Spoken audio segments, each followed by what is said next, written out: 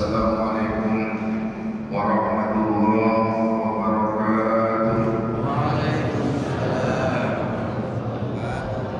Alhamdulillah, alhamdulillahilladzi arsala rasulahu bil huda wa dinil haqq liyuzhirahu 'ala ad-dini kullihi wa kafaa billahi shahida. Asyhadu an la ilaha illallah wahdahu la syarika lah wa asyhadu anna Muhammadan 'abduhu wa rasuluh alladzi la nabiyya ba'dahu. Allahumma shalli wa sallim ala sayyidina Muhammad wa ala alihi wa ashabihi wa dhurriyyatihi wa qurratihi wa azwajihi ajma'in, amma ba'd. Qala Allah ta'ala fi kitabihil karim, ya ayyuhalladzina amanu kutiba 'alaikumus shiyam kama kutiba 'alal ladzina min qablikum la'allakum tattaqun. Shadaqallahul 'azim.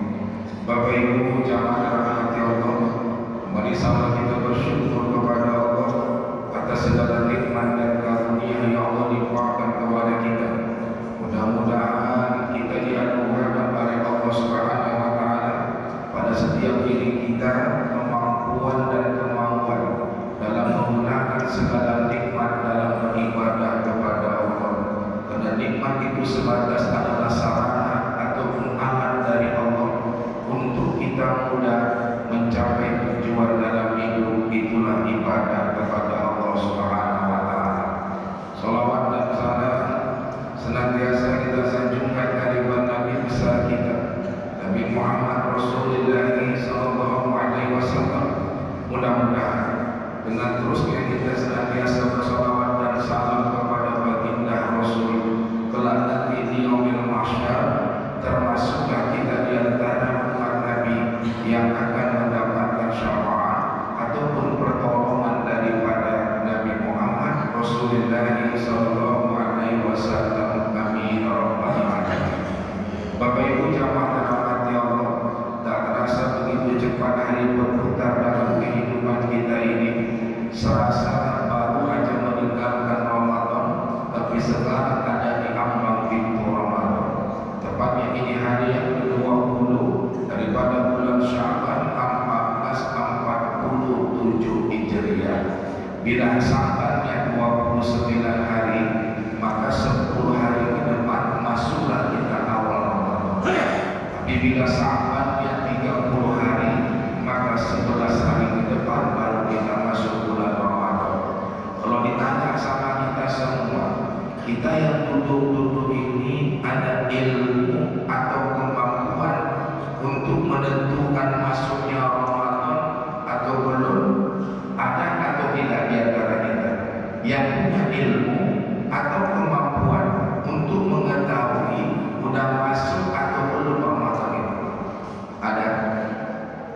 Nggak ada kan? Nah, kalau tidak punya ilmu, Allah tawarkan surah Al-Anbiya ayat 7, fas'alu ahla dzikri in kuntum la ta'lamun. Bertanyalah kepada yang tahu terhadap apa yang kamu tak tahu. Dalam hal ini kan ulama. Maka kita bersyukur kali tinggal di Indonesia. Sejak dulu sampai sekarang pemerintahannya walaupun tak berdasarkan agama, tapi mendukung dalam berbuat dalam setiap aktivitas agama. Salah satunya mendukung untuk menentukan kapan Ramadan masuk oleh pemerintah. Dia punya instrumen, ada uninya, di bawahnya ada ormas, dia dekat dengan ahli ulama, dipanggil pemerintah sini, para ahli ulama, kami kan gak ada ilmu, tuan-tuan kan punya ilmu, kami saranakan tuan, kami kasih tempat waktu bagi tuan untuk bersidang menentukan kapan sih masuknya Ramadan ini. Dikasih tempatnya, dikasih sarana, dikasih fasilitas, tolong cari tahu kapan Ramadan masuk. Setelah dapat nanti hasilnya serahkan sama kami, kata pemerintah. Kami yang umumkan pada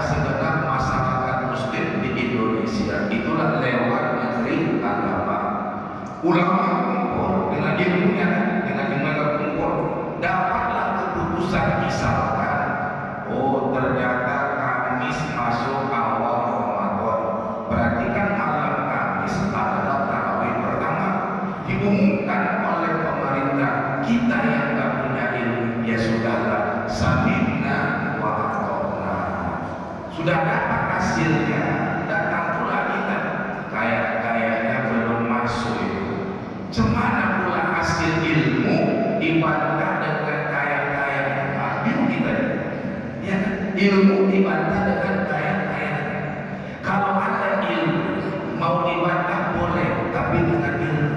Jangan bantah ilmu dengan sentimen, itu bahaya. Ilmu bantah dengan ilmu.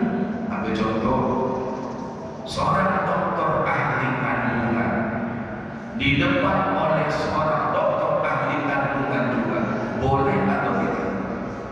Boleh? Boleh. Sama-sama punya ilmunya di bidang yang sama, silakan. Mereka berdebat pakai ilmu. Kita yang tak punya ilmu nonton aja, ya kan? Tinggal kita yang mengikut, mana yang kita ikut. Makanya di situ. Tapi kan Pak Ustaz, kok beda ulama ini, ulama ini. Antara ulama bila berbeda pendapat, wajar saja mereka masing-masing punya ilmu. Kalau kita sama ulama beda pendapat, itu yang bahaya. Kita sama ulama beda pendapat tentang masalah hukum agama, bingung kita apa dasar kita untuk berbeda. Silakan sanggah hasil ijtihad dengan ilmu yang kita miliki. Maka kata Nabi, kalau terjadilah ikhtilaf, idza khalaftum, terjadi ikhtilaf di antara, ya kan, maka fattabi'u aswaqal aqwam, ikuti yang paling banyak. Ma'ahu ahli, tapi di situ juga ada ahlinya. Jangan sekedar ikut banyak-banyak saja tapi gak ada ahlinya. Ambil contoh nih, 10 ulama berbeda pendapat dengan 100 insinyur tentang namanya hukum kunut subuh. Nah, saya tanya, ikut yang mana? Nah, 10 ulama beda pendapat dengan 100 insinyur dalam menetapkan hukum kunut subuh. Ikut mana? 10. Kita bisa 10 orang 100. Nah, yang 100 menambahnya ahlinya nggak ada. 100 ulama berbeda pendapat dengan 10 insinyur dalam konstruksi pembangunan jembatan.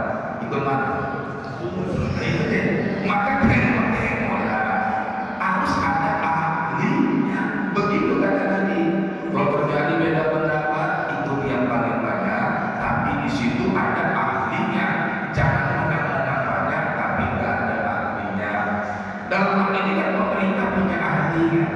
Ada ahli falak, ada ahli fikihnya, ada ahli tafsir. Mereka yang dibuat untuk lakukan merumuskan kapan datangnya bulan Ramadan.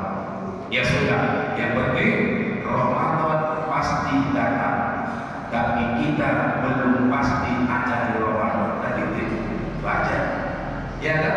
Ramadan sudah pasti datang, kitanya sekarang pasti masuk atau tidak, bohong. Makanya masuk bulan Rajab kemarin kan namanya nanti kita berdoa, Allahumma barik lana fi Rajab wa Sya'ban wa ballighna Ramadan.